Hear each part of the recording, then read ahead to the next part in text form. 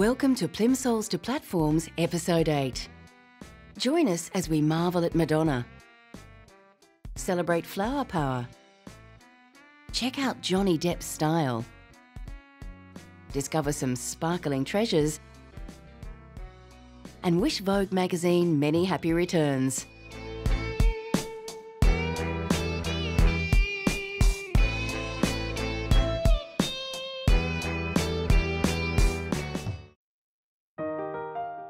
Once suppliers of surgical instruments and swords, today Tiffany & Co. is renowned for more glamorous products.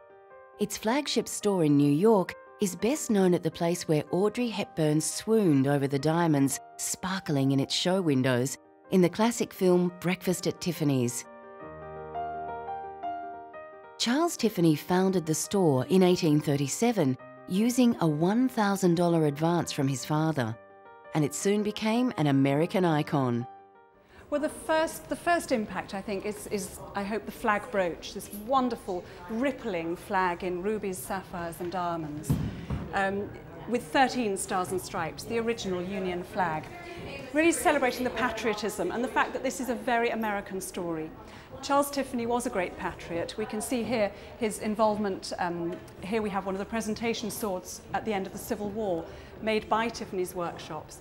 During the Civil War, the Union side had been supplied by Tiffany with military equipment from Tiffany's great network of contacts in Europe.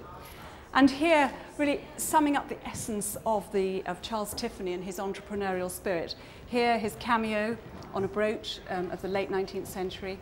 And beneath that, the first mail-order catalogue in the world. In 1845, Tiffany produced this wonderful catalogue where if you were living out in the back of beyond, you could order luxuries and fancy goods from Tiffany & Co. Because, of course, they started not as jewellers, but selling fancy goods and jewellery. But it's the jewellery that has been the most enduring. Tiffany's designs celebrated American ingenuity and were inspired by the natural world. They became highly sought after in wealthy circles, precious heirlooms that now rightly belong in a museum.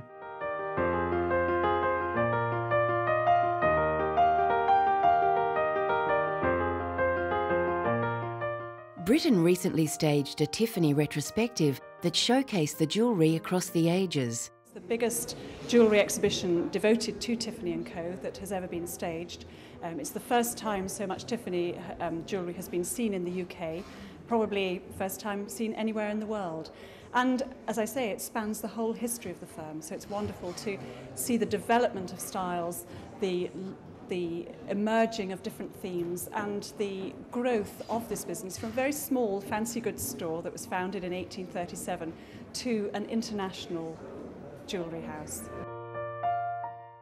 Throughout its history, Tiffany has sourced the finest stones and purest metals. It was the first American company to use the 925/1000 standard of silver purity, a ratio later adopted as the American sterling silver standard.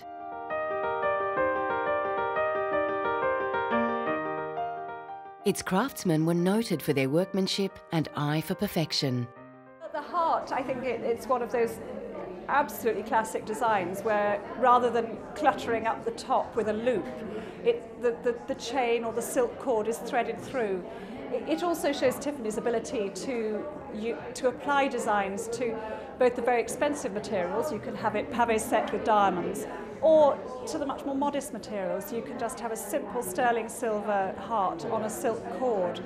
And so it shows that marvellous versatility, and it remains an absolute classic. Tiffany's jewellery appeals to movie stars and office workers alike. Women all over the world respond to the classic blue Tiffany box and the wonders it inevitably contains. They're superbly chic and elegant and wearable, but they're eminently understandable to everyone, whether you're an American movie star or you're a simple teenager in Tokyo. You understand at once what that piece of jewelry is, and because they're very flattering.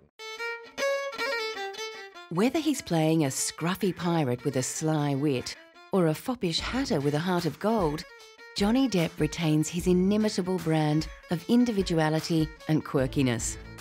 When he hit stardom during his days as a heartthrob detective on TV's 21 Jump Street, the nonconformist actor found fame hard-going. He said he felt forced into the role of product and that it was a very uncomfortable situation and I didn't get a handle on it and it wasn't on my terms at all. Fortunately, he found better terms with director Tim Burton, who cast him as the lead in the charming fairy tale Edward Scissorhands. Depp happily threw off the teen idol mantle and settled into roles that required serious acting chops, like What's Eating Gilbert Grape and Fear and Loathing in Las Vegas, where he played the equally unconventional Hunter S. Thompson, someone Depp personally admired. But it was the role of rascally Jack Sparrow in the Pirates of the Caribbean franchise that cemented his fame as one of Hollywood's most bankable stars. It also raised interest in him to new heights, and his red carpet appearances became top entertainment news. Depp is always happy to put on a one-man fashion show for the cameras, but only on his own terms. Instead of sticking to a classic designer, he mixes and matches his own wardrobe to reveal an engaging personality. Where once he favoured motorcycle jackets and the odd trilby, mod suits and retro accoutrement, these days he tends to accessorise with bling, a goatee and aviator shades.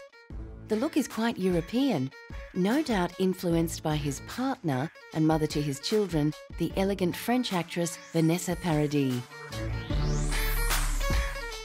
The family flits between houses in Paris, Los Angeles, the Bahamas and Saint-Tropez, a jet-setting lifestyle that enhances Depp's bohemian credentials. He's a man at home in many settings, with clothes to suit each one. Playing the Mad Hatter in Tim Burton's Alice in Wonderland gave Depp the opportunity to stamp his style on a classic. His hatter's touching vulnerability was matched in the dandy's wardrobe of velvet and lace, and the role became yet another Depp tour de force.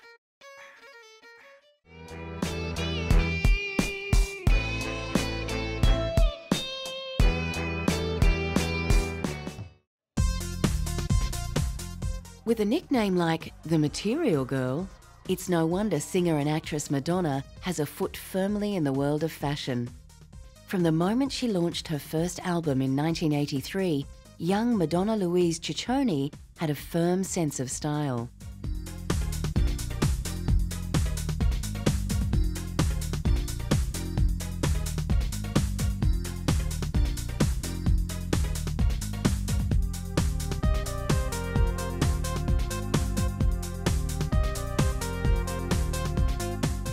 With the help of a stylist friend, she put together a look involving fishnet stockings, lacy tops, skirts over capri pants, crucifix and bleached hair. It became one of the defining looks of the 80s. The film Desperately Seeking Susan played on the desire of millions of girls to dress and be just like Madonna. In it, bored housewife Rosanna Arquette loses her memory and thinks she's Susan, played by Madonna, an outrageous, funky drifter who can make anything look sexy, even a business shirt over a pair of men's underpants.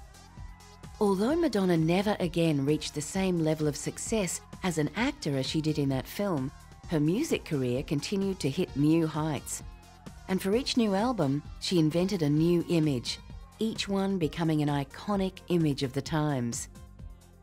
For Blonde Ambition, it was a shocking Jean-Paul Gaultier-designed conical bustier worn with suspenders. For Ray of Light, it was Eastern-inspired silks and henna-covered hands. However, even a style icon can tire of public attention. In 2004, Madonna told People magazine, "I don't want people to dress like me anymore." Following her 2000 marriage to British director Guy Ritchie, Madonna went through yet another style metamorphosis, favouring understated tweeds and herringbone in brown and grey, reflecting her new life as a lady of the manor.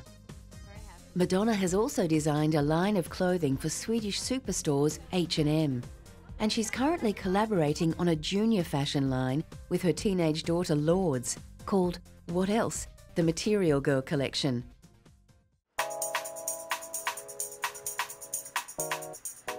With British Vogue's reputation for being well ahead of the trend, it's hard to believe the magazine could be celebrating 90 years in the business. A spin-off from the American fashion Bible, it quickly found its niche in early 20th century Europe and became essential reading for stylish young ladies. Well, we're very excited to be 90 years old. It's pretty phenomenal for a fashion magazine because everyone thinks fashion's like young, and so to make it to 90 years is something of a testament to the power of Vogue, I think. So we're really trying to celebrate. We're having a big party at the Serpentine Gallery in Hyde Park, and we've got all shop windows in London. Lots and lots of the big designer stores and the department stores are doing special windows for us. We've even got a cocktail at Claridge's, a Vogue cocktail being named. So we're definitely trying to make sure that everybody knows it's Vogue's birthday. Today, Vogue is probably most famous for its British-born editor-in-chief, Anna Wintour. Wintour started as a fashion journalist aged 16 and has never looked back. She's known for her forceful personality and demanding ways, and wields huge influence in the fashion industry. Always immaculately dressed, Wintour can single-handedly launch a designer's career.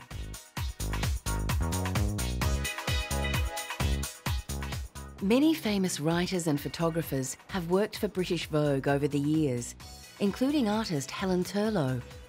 She illustrated the magazine's first cover, which announced it would provide a forecast of autumn fashions, and has continued to give its readers forewarning of future fashion trends. The first overseas edition of an existing fashion magazine, British Vogue stumbled a little in its first few years, when its second editor focused on literature rather than fashion. However, once the focus shifted back to fashion, readership soared, and the magazine is now the most profitable in the country. Its current editor says Vogue has always done well, even in hard times.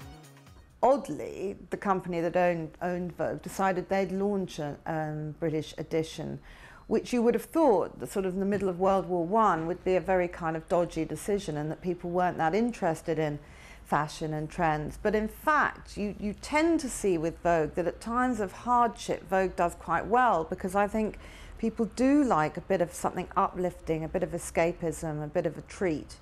You saw it in the Second World War as well. Vogue has always kept pace with the times. I mean, very early on in the 1920s, people were talking about features about women in the workplace, for instance.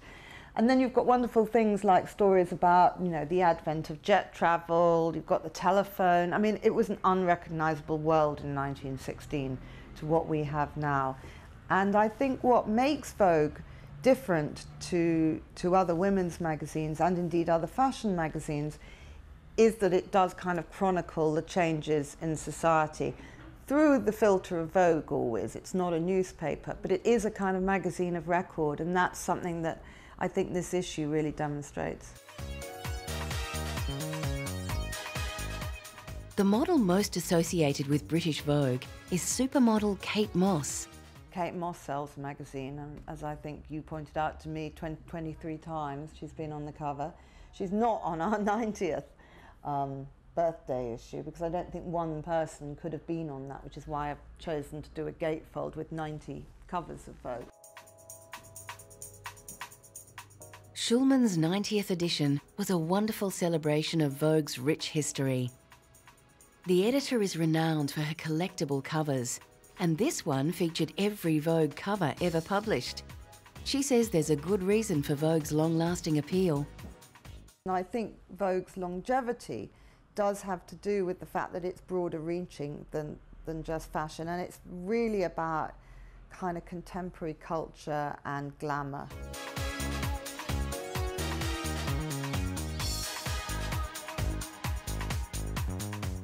With the fashion industry gaining an even broader appeal in modern times, it looks like Vogue will easily last another 90 years. Like any well-groomed lady, she certainly doesn't look her age.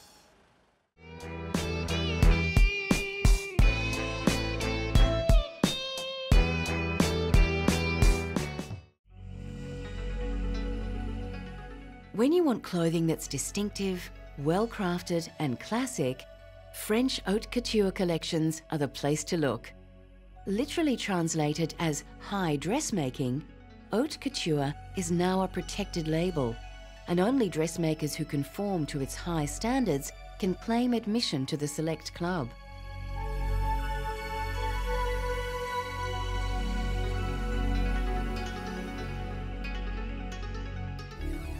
The first couture designer was society dressmaker Charles Frederick Worth, who custom designed the wardrobes of British and French noblewomen at his Paris salon in the mid-1800s. From riding habits to ball gowns, Worth dresses could be instantly identified by their perfect cut and exquisite tailoring.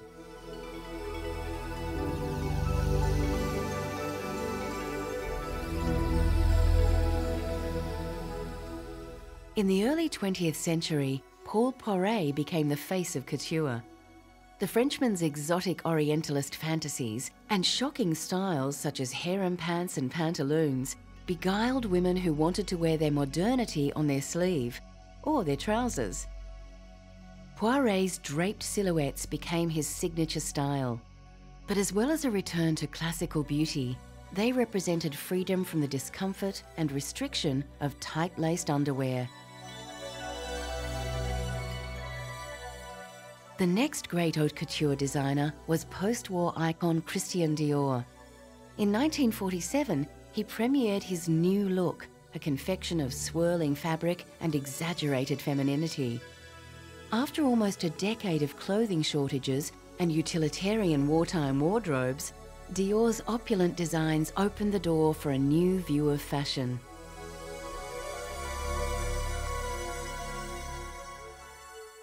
In the first few years of the new look, women on the social scene needed a huge number of dresses. In a typical day, they might change from a day dress to a formal afternoon dress, a cocktail dress to a semi-evening dress, before finally progressing to a short evening dress. And of course, a long evening dress for very formal occasions.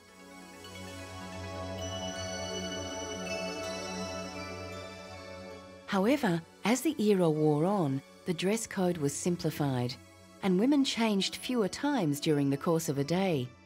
But the one constant was the cocktail dress, a wardrobe staple since the 1920s. Dior called them elaborate and dressy afternoon frocks, and created them in black taffeta, satin, chiffon, and wool. A key element of post-war couture was the evolution of fashion photography. Artists like Cecil Beaton were employed to photograph the world's most beautiful models in exquisite clothes, and the results were published in newspapers and magazines all over the world.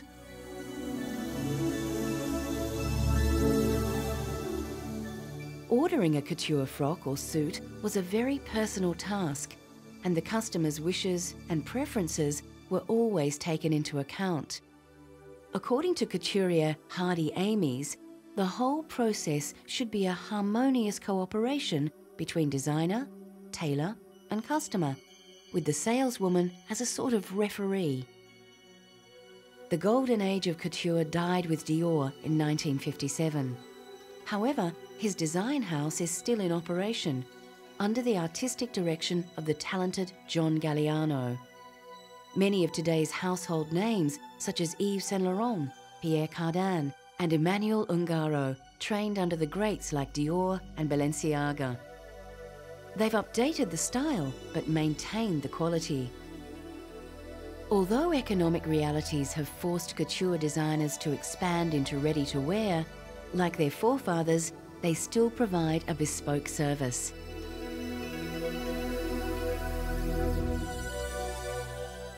And it's at their fashion shows that the world sees the marvelous creations. Just like Dior, who once said of his fashion house, "My mannequins sail forth like a brilliant armada, all sails flying, going forth to conquer the world in the cause of the new fashion."